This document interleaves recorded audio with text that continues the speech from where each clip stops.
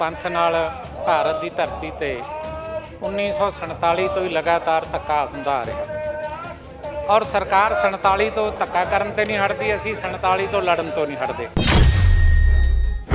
कि असीं लगातार जबर जुलम अत्याचार ही सहंदे रहना कि जां असीं भी कोई जो सरकार ने साडे नाल वादे कीते सी वो वादे पूरे कराउण लई भी कोई ठोस लड़ाई लड़न दा यतन करना। अज इस करके असीं जंजीरां 'च जकड़े होए हां कि असीं दुनिया नूं दसना चाहुंदे हां कि सिख भारत की धरती ते इस तरह जकड़े होए ने जंजीरां विच जिवें असीं जकड़े होए।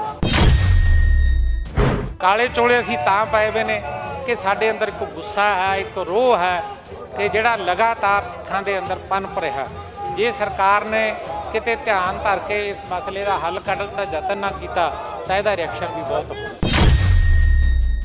पंजाब के मुख मंत्री नूं जां इत्थों के DGP नूं मैमोरेंडम देण दी गल कर रहे हो, की लगदा कि इहदे नाल मसला हल हो जू? मसला तो इन्हां गल्लां नाल नहीं हल हो सकता।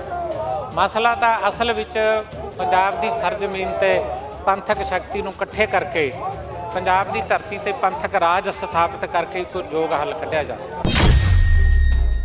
ये मैमोरेंडम धरने ये तो सरकारां नूं जगाउण खातर एक यतन ने, तरीके ने, एक ढंग ने जिहड़े लगातार असीं कर रहे हैं कि कौम जागदी है, जिउंदी है, वो बोलदी है ताकि बंदी ਸਿੰਘਾਂ ਨੂੰ भी हौसला रहे इस गल का कि जो कुर्बानी असीं कीती है उस कुर्बानी का कौम के अंदर सत्कार है, मान है कौम के अंदर और कौम जूझ रही। बहुत सारिया केंद्रीय गृह मंत्री मानयोग अमित शाह दियां बहुत सारिया टिप्पणियां आईयां कि बंदी सिंह ने जिन्ना तक वो माफ़ी नहीं मंगते इस मसले ते, इन्हां चीज़ां नूं किवें देखिया जाए? देखो माफ़ी तो ना मुगल राज विच किसी सिख ने मंगी है, ना अंग्रेज़ राज च मंगी है, ना कांग्रेस के जबर के सामने कोई सिख झुकिया तो ना ही अज किसी सिख ने झुकना। माफ़ी तो सवाल ही पैदा नहीं होंदा। माफ़ी नालों फांसी का तख्त जिहड़ा सिख लई 100 गुणा चंगा है। ये बाबा जोरावर बाबा फतेह सिंह की विरासत के वारस ने, किसी तरह भी सरकार के झुक नहीं सकते। माफ़ी मंगने का तो सवाल ही पैदा नहीं। इस बदलती दुनिया विच तुसी पिछे ना रह जाओ। हर घटना जो तुहाडी जिंदगी ते असर पा रही है, असीं उस बारे देवांगे तुहानूं सटीक ते सही जानकारी। तुहाडा अपना हक सच दी आवाज़ TV84 दे नाल जुड़न लई अपना फोन चुको ते ऐप स्टोर विच जाके डाउनलोड करो TV84 दी नवीं ऐप। इस ऐप ते तुसी देख सकदे हो 24 घंटे TV84 दा लाइव चैनल अते नाल ही पंथ पंजाब अते दुनिया भर दीआं अहम खबरां। फिर देर किस गल दी, हुणे डाउनलोड करो TV84 दी नवीं ऐप।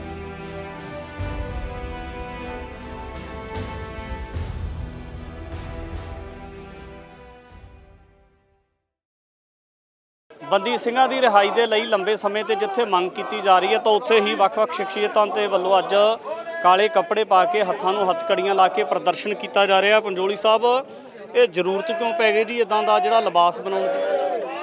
देखो असल विच तां गल ये है भी सिख पंथ नाल भारत की धरती ते 1947 तो ही लगातार धक्का हुंदा आ रहा और सरकार 47 तो धक्का करन ते नहीं हटदी, असीं 47 तो लड़न तो नहीं हटदे। हुण वो स्टेज आ गई जिथे मतलब किते ना किते कौम नूं एक जिहा फैसला लेना पैना कि असीं लगातार जबर जुलम अत्याचार ही सहंदे रहना कि जां असीं भी कोई जो सरकार ने साडे नाल वादे कीते सी वो वादे पूरे कराउण लई भी कोई ठोस लड़ाई लड़न का यतन करना। अज जिहड़ी गल इत्थे असीं कर रहे हैं, अज इस करके असीं जंजीरां 'च जकड़े होए हां कि असीं दुनिया नूं दसना चाहुंदे हां कि सिख भारत की धरती ते इस तरह जकड़े होए ने जंजीरां विच जिवें असीं जकड़े होए। काले चोले असीं तां पाए वे ने कि साडे अंदर एक गुस्सा है, एक रोह है कि जिहड़ा लगातार सिखां दे अंदर पनप रिहा। जे सरकार ने किते ध्यान धर के इस मसले का हल कढण दा यतन ना कीता तां इहदा रिएक्शन भी बहुत होगा। पंजाब के मुख मंत्री नूं जां इत्थों के DGP नूं मैमोरेंडम देण दी गल कर रहे हो, की लगदा कि इहदे नाल मसला हल हो जू जी? देखो मसला तो इन्हां गल्लां नाल नहीं हल हो सकता। मसला तो असल विच पंजाब की सरजमीन ते पंथक शक्ति नूं इकट्ठे करके पंजाब की धरती ते पंथक राज स्थापित करके कोई योग हल कढ़िया जा सकता। ये मैमोरेंडम धरने ये तो सरकारां नूं जगाउण खातर एक यतन ने, तरीके ने, एक ढंग ने जिहड़े लगातार असीं कर रहे हैं कि कौम जागदी है, जिउंदी है, वो बोलदी है ताकि बंदी ਸਿੰਘਾਂ नूं भी हौसला रहे इस गल का कि जो कुर्बानी असीं कीती है उस कुर्बानी का कौम के अंदर सत्कार है, मान है कौम के अंदर और कौम जूझ रही। ਹਾਂਜੀ, ਸਿੰਘਾਂ ਦੇ ਮਸਲੇ ਦੇ ਉੱਪਰ ਸੱਤਾ ਵਿੱਚ ਆਉਣ ਤੋਂ ਪਹਿਲਾਂ ਪੰਜਾਬ ਦੇ ਮੁੱਖ ਮੰਤਰੀ ਬਣਨ ਵਾਲੇ ਭਗਵੰਤ ਸਿੰਘ ਮਾਨ ਜਿਹੜੇ ਅੱਜ ਸੱਤਾ ਵਿੱਚ ਨੇ ਉਹ ਬਹੁਤ ਸਾਰੇ ਦਾਅਵੇ ਤੇ ਕਰਦੇ ਰਹੇ ਨੇ। ਕੀ ਲੱਗਦਾ ਕਿ ਸੱਤਾ ਆਉਣ ਤੋਂ ਬਾਅਦ ਜਿਹੜੇ ਉਹ ਦਾਅਵੇ ਸੀ ਉਹ ਹਕੀਕੀ ਕਿਉਂ ਨਹੀਂ ਹੋ ਸਕੇ? ਦੇਖੋ, ਅਸਲ ਵਿੱਚ ਤਾਂ ਇਹੀ ਦੁੱਖ ਹੈ ਸਭ ਤੋਂ ਵੱਡਾ ਵੀ ਜਿਹੜੀ ਵੀ ਧਿਰ ਪੰਜਾਬ ਵਿੱਚ ਵੋਟਾਂ ਮੰਗਣ ਜਾਂਦੀ ਆ ਉਹ ਵਾਅਦੇ ਬਹੁਤ ਵੱਡੇ ਵੱਡੇ ਕਰਦੀ ਹੈ। ਜਦੋਂ ਸਰਕਾਰਾਂ ਬਣ ਜਾਂਦੀਆਂ ਫਿਰ ਬੇਵਫਾਈ ਕਰਦੀ ਹੈ, ਧੋਖਾ ਕਰਦੀ ਹੈ, ਵਿਸ਼ਵਾਸਘਾਤ ਕਰਦੀ ਹੈ। ਇਸੇ ਨੂੰ ਤਾਂ ਭਾਈ ਗੁਰਦਾਸ ਕਿਰਤ ਘਣਤਾ ਕਹਿੰਦੇ ਨੇ ਵੀ ਇਹ ਕਿਰਤ ਘਣਤਾ ਹੈ ਜਿਹੜੀ ਕੀਤੀ ਜਾ ਰਹੀ ਹੈ। ਤੇ ਮੈਂ ਸਮਝਦਾ ਕਿ ਇਸੇ ਮੁੱਖ ਮੰਤਰੀ ਨੂੰ ਜੇ ਅੱਜ ਉਹ ਯਤਨ ਨਹੀਂ ਕਰਦੇ ਲੋਕਾਂ ਦੀ ਗੱਲ ਸੁਣਨ ਦੀ ਤਾਂ ਉਹਨੂੰ 27 ਦੇ ਵਿੱਚ ਪਿੰਡ ਪਿੰਡ ਤਾਂ ਜਾਣਾ ਹੀ ਪੈਣਾ ਔਰ ਹੁਣ ਵੀ ਜਾ ਰਿਹਾ ਤੇ ਉਦੋਂ ਵੀ ਇਹਦੇ ਫਿਰ ਨਤੀਜੇ ਕੀ ਨਿਕਲਣੇ ਉਹਨੂੰ ਸਮਝਣ ਦਾ ਯਤਨ ਕਰਨਾ ਚਾਹੀਦਾ। ਸੈਂਟਰ ਸਰਕਾਰ ਨੇ 2019 ਦੇ ਵਿੱਚ ਸ਼ਤਾਬਦੀ ਮੌਕੇ ਕਿਹਾ ਸੀ ਕਿ ਅਸੀਂ ਬੰਦੀ ਸਿੰਘਾਂ ਨੂੰ ਰਿਹਾ ਕਰਾਂਗੇ। ਉਸ ਤੋਂ ਬਾਅਦ ਉਹਨਾਂ ਨੇ ਬਹੁਤ ਸਾਰੀਆਂ ਕੇਂਦਰੀ ਗ੍ਰਹਿ ਮੰਤਰੀ ਮਾਨਯੋਗ ਅਮਿਤ ਸ਼ਾਹ ਦੀਆਂ ਬਹੁਤ ਸਾਰੀਆਂ ਟਿੱਪਣੀਆਂ ਆਈਆਂ ਕਿ ਬੰਦੀ ਸਿੰਘ ਨੇ ਜਿੰਨਾ ਤੱਕ ਉਹ ਮਾਫੀ ਨਹੀਂ ਮੰਗਦੇ ਇਸ ਮਸਲੇ ਤੇ।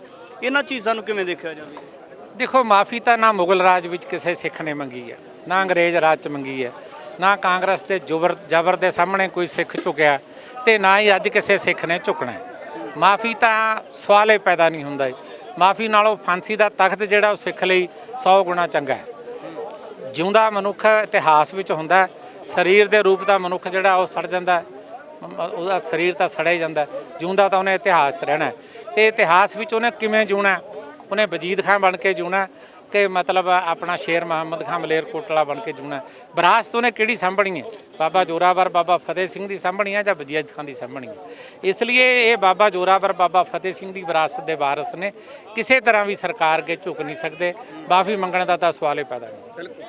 ਸਿੱਖ ਜਥੇਬੰਦੀਆਂ ਦੇ ਵੱਲੋਂ ਪ੍ਰਦਰਸ਼ਨ ਕੀਤਾ ਜਾ ਰਿਹਾ ਤਾਂ ਇਹ तमाम ਸਾਰੀਆਂ ਤਸਵੀਰਾਂ ਤੁਹਾਡੇ ਨਾਲ ਸਾਂਝੀਆਂ ਕਰ ਰਹੇ ਕਿ ਕਿਸ ਤਰੀਕੇ ਦਾ ਮਾਹੌਲ ਹੈ ਅੱਜ, ਕਿਉਂਕਿ ਪੰਜਾਬ ਦੇ ਮੁੱਖ ਮੰਤਰੀ ਭਗਵੰਤ ਸਿੰਘ ਮਾਨ ਨੇ ਜਿਹੜੇ ਉਹਨਾਂ ਦੇ OSD ਇੱਥੇ ਪੁੱਜੇ ਨੇ ਤੇ ਖਾਸ ਤੌਰ ਤੇ ਜਿਹੜਾ ਮੈਮੋਰੰਡਮ ਨੂੰ ਲੈ ਕੇ ਇੱਕ ਚਰਚਾ ਚੱਲ ਰਹੀ ਹੈ ਕਿ ਮੈਮੋਰੰਡਮ ਦੇਣਾ ਚਾਹੁੰਦੇ ਤਾਂ ਇਹ ਖਾਸ ਤਸਵੀਰਾਂ ਅੱਜ ਦੀਆਂ ਤੁਹਾਡੇ ਨਾਲ ਇਹਨਾਂ ਤਸਵੀਰਾਂ ਦੇ ਵਿੱਚ ਸਾਂਝੀਆਂ ਕਰ ਰਹੇ ਹਾਂ।